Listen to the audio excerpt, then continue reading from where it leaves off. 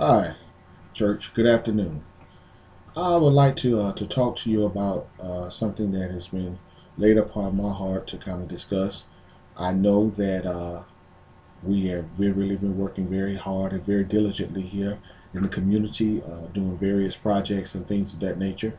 So I kind of want to make another plea to something that I feel is a necessity right now, especially in our community, and that is to work more diligently with the food bank locally in the community. Um, right now in this country, there's a big high percentage of people who are living in poverty and they're living in a desolate type of state. I know economically, since the turn of the recession that we just really coming out of, a lot of families were not able to really take advantage of some of the things that were being offered to try to rescue people out of the recession.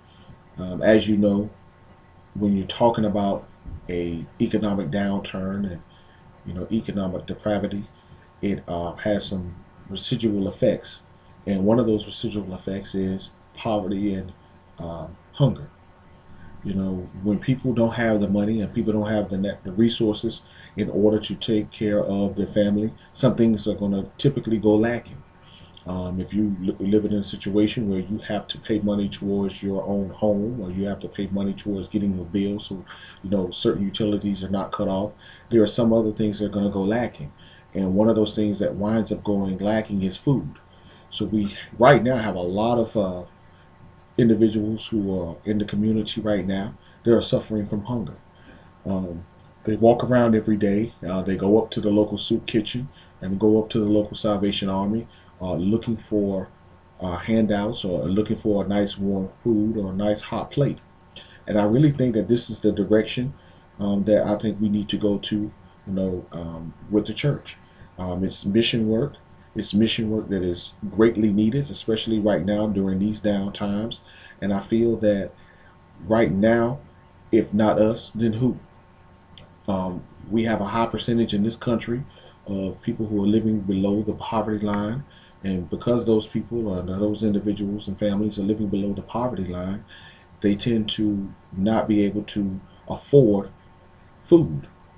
When you're not able to afford food, what winds up happening is you wind up trying to cut costs and you wind up buying food that is pretty much not as nutritional as some of the food that are being offered at the food bank. I really think that this is a big area that we can really take up. We have a lot of parishioners within the church who uh, can volunteer their time. We have a lot of parishioners in the church who are very good cooks, who can really put forth together a great meal. And I think that this is something that can really help to develop a lot more families. I think that they will be a lot more uh, receptive to receiving a hot plate.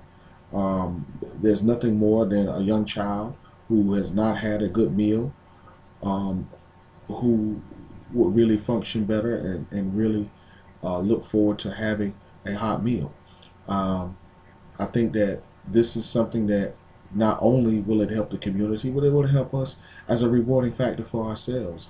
I mean, God was a giving God, and He fed the multitude when He fed them with the 3 pieces of fish and bread, and He fed a multitude of many people. And I think not only will this stretch out to our local community, but I feel that it will stretch out worldwide, because this is not just a Glenn County epidemic. This is a worldwide epidemic. When you're talking about hunger and you're talking about people not being able to have the food and have all of the resources necessary to purchase the food. I don't think that we need to get into loaning money and things of that nature, because I don't think that that's something that we need to get into. We're not a financial institution. However, we are an institution of missionary work, and I do believe that doing this missionary work, we need to be in the position to give to the community. And one way that I feel that we as a church can give to this community is by helping the needy. And helping the needy means providing those hot meals. Providing those hot meals, not only will it help that particular family, but it will help us as a church to really get ourselves out there, to know that we are a place where people can not only come to receive a hot meal, but they can also receive the good word. Not only will it help us as far as that, it will also grant us the ability to grow the church. Parishioners will start coming to church. We will then entice other people to be able to come to church. So I think it helps us in a multitude of different ways. I think it also can help us to provide some type of guidance, because we can also venture out into doing other things such as a mentoring program and modeling program to help families and to help dysfunctional families. So the feeding the hunger program that we should start here at the church will not only help us to benefit the community and to get a lot of hungry families fed, but will also feed our souls in regards to reaching out and helping out in the community.